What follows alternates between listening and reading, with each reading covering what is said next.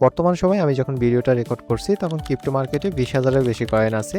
কেউ বলছে বিটকয়েন কিনতে, আবার কেউ বলছে ইথেরিয়াম কিনতে, আবার কেউ বলছে এই অর্স কয়েনটা কিনুন, এটা 100 গুণেরও বেশি প্রফিট দেবে। নতুন হিসেবে আপনি কোথায় যাবেন, কোনটা কিনবেন, কোনটা আসলে কাজের, আবার কোনটা শুধুমাত্র হাওয়া।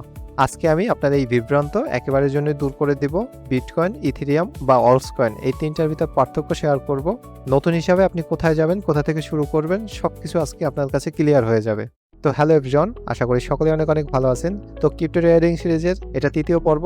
যারা প্রথম এবং দ্বিতীয় পর্ব দেখেন নাই, ডেসক্রিপশন এবং ফার্স্ট কমেন্টে লিঙ্ক দেওয়া থাকবে, অবশ্যই গিয়ে দেখে আসবেন। আজকে আমরা চিনব ক্রিপ্টো জগতের তিনটা গুরুত্বপূর্ণ নাম। তো চলেন শুরু করা যাক। প্রথমেই আসেন বিটকয়েন কি এবং কেন এটা সবার থেকে আলাদা। বিটকয়েন হলো ক্রিপ্টো জগতের বাবা। এটা সবার আগে আসছে, সব থেকে পুরানো এবং সব থেকে বিশ্বস্ত। 2009 সালে সাতোশি নাকামোতো বিটকয়েন তৈরি করেছিলেন, একটাই উদ্দেশ্য, ব্যাংক ছাড়া টাকা পাঠানো। বিটকয়েনের মূল উদ্দেশ্যগুলো যদি একটু বলি, সর্বোচ্চ 21 মিলিয়ন সাপ্লাই আসবে বিটকয়েনে, এর বেশি কখনোই তৈরি হবে না। এখন পর্যন্ত 19.5 মিলিয়ন তৈরি হয়েছে, বাকিটা আস্তে আস্তে মাইনিংয়ের মাধ্যমে আসবে। বিটকয়েনের সাপ্লাই কিন্তু লিমিটেড। আপনাকে বুঝতে হবে লিমিটেড সাপ্লাইয়ের মানে কি। সোনার মজুদ যেমন সীমিত, এ কারণেই সোনার দাম বেশি, বিটকয়েনও তাই, এটা সীমিত, এই জন্যই দিন দিন দাম বাড়ে ইনভেস্টমেন্ট আসার সাথে সাথে। আর এ কারণেই বিটকয়েনকে বলা হয় ডিজিটাল গোল্ড। বড় বড় কোম্পানি, বিভিন্ন দেশের সরকার কিন্তু এটাকে সম্পদ হিসাবে মজুত করতেছে। একেবারে সহজ কথায় বোঝেন, বিটকয়েন হলো ক্রিপ্টো জগতের সোনা। এটা শুধু দ্রুত লেনদেনের জন্য না, বরং দীর্ঘমেয়াদী মূল্য ধরে রাখার জন্য এটাকে সোনা বলা হয়।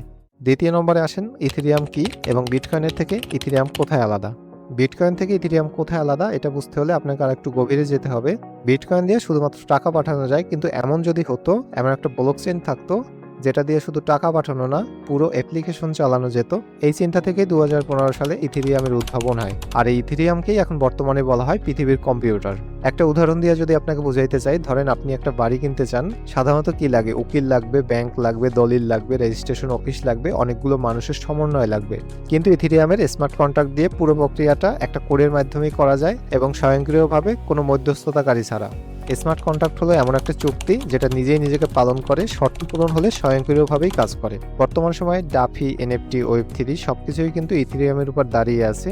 সহজ কথায় বোঝেন, বিটকয়েন যদি সোনা হয়, ইথেরিয়াম হচ্ছে ডিজিটাল তেল, যেটা ছাড়া পুরো ডিজিটাল অর্থনীতি অচল। আশা করি আপনারা বিটকয়েন এবং ইথেরিয়াম কি এই ব্যাপারটা বুঝতে পারছেন। এখন আপনাকে বলবো অল্টস কয়েন সম্পর্কে, আর এই অল্টস কয়েনেই কিন্তু বেশিরভাগ মানুষ ভুল করে। এখন আমরা জানবো অল্টস কয়েন কি, এর ভিতরে কোনগুলো আসল আর কোনগুলো স্ক্যাম। বিটকয়েন এবং ইথেরিয়াম বাদে বাকি সকল ক্রিপ্টোকারেন্সি হচ্ছে অল্টারনেটিভ কয়েন বা অল্টস কয়েন। বর্তমানে মার্কেটে 20,000-এর বেশি অল্টারনেটিভ কয়েন বা অল্টস কয়েন লিস্টেড আছে। এর ভিতরে Solana, BNB, XRP, Cardano, Dogecoin এই সবগুলোই কিন্তু অল্টস কয়েন। অল্টস কয়েনকে মূলত 3 ভাগে ভাগ করা যায়। প্রথমত ভালো প্রজেক্টের অল্টস কয়েন। ভালো প্রজেক্টের অল্টস কয়েনগুলো রিয়াল মার্কেটে কাজ করে। এদের একটা টিম আছে, এদের একটা রোড ম্যাপ আছে, এদের একটা ভিশন আছে। যেমন ধরতে পারেন সোল, বিএনবি, এক্সআরপি, এই সব কয়েনগুলো। দ্বিতীয়ত হচ্ছে মিম কয়েন, যেমন ধরেন ডোজি কয়েন বা শিবা ইনু কয়েন। এগুলোর পেছনে কোনো প্রযুক্তি নেই, শুধু আছে হাইপ। হাইপের মাধ্যমে এই কয়েনগুলো ক্রিয়েট হয়েছে। এরা দ্রুত উঠতে পারে, আবার মুহূর্তেই এটা শেষ হয়ে যাইতে পারে। তৃতীয়ত হচ্ছে স্ক্যাম কয়েন। এগুলো বাংলাদেশ, পাকিস্তান বা ইন্ডিয়ার মতো কান্ট্রিগুলোতে বেশি ছড়ায়। এই ধরনের কয়েন আপনি কিভাবে চিনবেন? এই ধরনের কয়েন মূলত টেলিগ্রামকে কেন্দ্র করেই বেশি ছড়ানো হয়।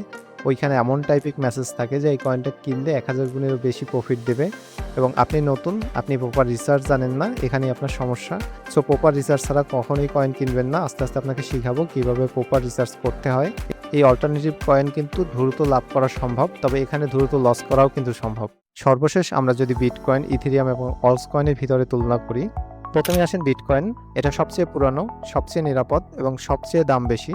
এটাতে ঝুঁকি সবচেয়ে কম, আবার লাভও তুলনামূলক কম। এটা লং টার্ম ইনভেস্টের জন্য ভালো। দ্বিতীয়ত ইথেরিয়াম। প্রযুক্তিগতভাবে সবচেয়ে শক্তিশালী কিন্তু এই ইথেরিয়াম। ঝুঁকি মাঝারি, সম্ভাবনাও বিশাল। মিড টার্ম এবং লং টার্ম ইনভেস্টমেন্টের জন্য কিন্তু এটা খুবই ভালো। সর্বশেষ অল্টস কয়েন। অল্টস কয়েন কিন্তু আপনার সব থেকে বেশি লাভের সুযোগ আছে, এবং বেশি ঝুঁকিও কিন্তু এই কয়েনটাতে। ভালো রিসার্চ ছাড়া এই কয়েন কেনা কখনোই উচিত না। এখন আপনার মনে প্রশ্ন আসতে পারে, আপনি নতুন হিসাবে আসলে কি করবেন? প্রথমত বিটকয়েন এবং ইথেরিয়াম দিয়ে শুরু করুন, এরপর মার্কেটে শিখুন, মার্কেট বুঝুন, তারপর ধীরে ধীরে অল্টস কয়েনের দিকে আগাবেন। আপনি নতুন হিসাবে আপনার টোটাল যে পোর্টফোলিওটা আছে, এর 60% আপনি বিটকয়েনে নেবেন, 30% ইথেরিয়াম, এবং বাকি 10% আপনি অল্টস কয়েনের ভিতরে ইনভেস্ট করবেন। একটা গুরুত্বপূর্ণ বিষয় বলি, যেটা না বুঝলে আপনি ক্রিপ্টো মার্কেট সম্পর্কে বুঝবেন না।